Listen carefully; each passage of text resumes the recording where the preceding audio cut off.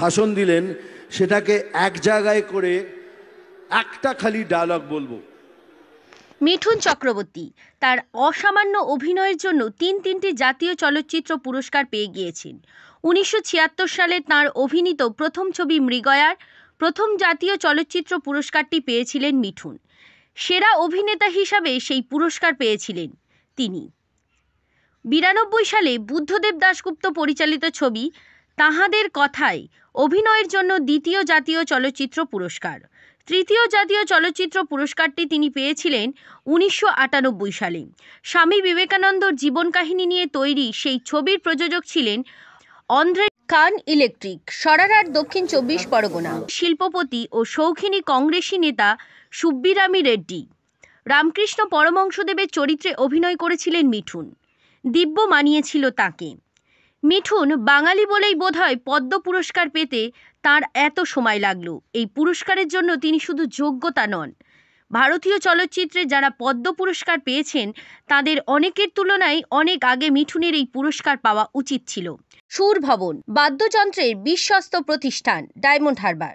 মিঠুন চক্রবর্তীর পদ্মভূষণ পুরস্কার পাওয়া নিয়ে শুরু হয়েছে রাজনৈতিক তরজা। পদ্মভূষণ পুরস্কার পাওয়া নিয়ে তৃণমূলের কটাক্ষ। উনি প্রথম কথা হচ্ছে মিঠুন চক্রবর্তী তার বয়সে নাতির বয়সী অক্ষয় কুমারও বহুদিন আগে পেয়ে গিয়েছে পদ্মশ্রী। তো সুতরাং মিঠুন চক্রবর্তী যদি অভিনয়, তিনি ভালো অভিনেতা, এটা নিয়ে কোনো সন্দেহ নেই। তিনি পর্দাতেও ভালো অভিনয় করেন, রাজনীতির মঞ্চেও ভালো অভিনয় করেন। তো সেই মিঠুন চক্রবর্তী যদি বিজেপি সরকার তাকে স্বীকৃতি দেওয়ার হতো তাহলে 2014 সালে ক্ষমতায় আসার পর থেকে নরেন্দ্র মোদীর সরকার 2015 থেকে যে কোনো বছর তাকে পুরস্কার দিতে পারতেন, বা অটল বিহারী বাজপেয়ী সরকার যখন ছিল তখনও তাকে পুরস্কার দিতে পারতেন। তাকে কিন্তু কেউ পুরস্কার দেননি। তিনি যখন দল বদল করেছেন, তিনি যখন মমতা বন্দ্যোপাধ্যায়ের সঙ্গে বিশ্বাসঘাতকতা করেছেন, তিনি যখন তৃণমূলের সঙ্গে বিশ্বাসঘাতকতা করেছেন, তিনি যখন মাত্রা ছাড়া লাগাম ছাড়া কুৎসা করছেন, সেই কুৎসার পারিশ্রমিক পেয়েছেন।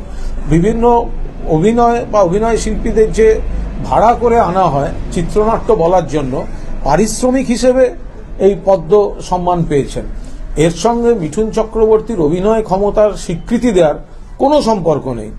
তিনি নিশ্চয়ই ভালো অভিনেতা। আই রিপিট, মিঠুন চক্রবর্তী ভালো অভিনেতা। তিনি অতীতে পর্দায় এবং বর্তমানে মঞ্চে ভালো অভিনয় করছেন, রাজনীতির মঞ্চে। তো এটা পর্দার অভিনয়ের পদ্মভূষণ নয়, এটা মঞ্চের অভিনয়ের পদ্মভূষণ পেয়েছেন।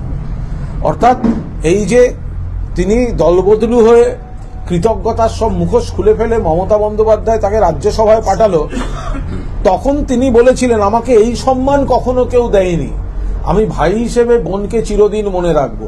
তারপরেই যে তিনি বিশ্বাসঘাতকতা করলেন, তার যে মঞ্চের যে অভিনয়, তার এটা পারিশ্রমিক। 2, তৃণমূলের পাল্টা জবাব বিজেপির।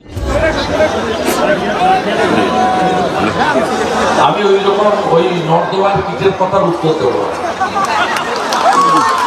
মিঠুন চক্রবর্তী জুতোতে জল দেওয়ার যোগ্যতা নেই, সে মিঠুন চক্রবর্তীকে মূল্যায়ন করে। যদিও সব অবসান কাটিয়ে রিসর্ট বালুচর, পাতিবুনিয়া, নামখানা পদ্মভূষণ পুরস্কার নিয়ে মুখ খুললেন মিঠুন চক্রবর্তী। সবাইকে আমি ধন্যবাদ জানাচ্ছি। আমি জীবনে কখনো নিজের জন্য কারো কাছ থেকে কিছু চাইনি, আর কিছু না চেয়ে পাওয়ার যে আনন্দ আজকে সেটা উপলব্ধি করছি। It's a different feeling altogether. It's a great feeling. আমি এই অ্যাওয়ার্ডটা আমার ওই সব ফ্যানের, আমার ওয়েল উইশারদের ডেডিকেট করছি, যারা ভারতে আছে, ভারতের বাইরে আছে, যারা আমাকে এতদিন ধরে নিঃস্বার্থ ভালোবেসেছে, আমাকে নিঃস্বার্থ হয়ে ভালোবেসেছে, তাদের জন্য আমি ডেডিকেট করলাম। Thank you. এই পরিস্থিতিতে বিভিন্ন মহলে প্রশ্ন উঠেছে, পদ্মভূষণ মিঠুনকে কি লোকসভা নির্বাচনে ব্রেনিয়াক হেরিটেজ স্কুল, সরিষা মহিলা বাংলায় নতুন কোনো রূপে বা ভূমিকায় দেখা যাবে? ব্যুরো রিপোর্ট, জেলার বার্তা।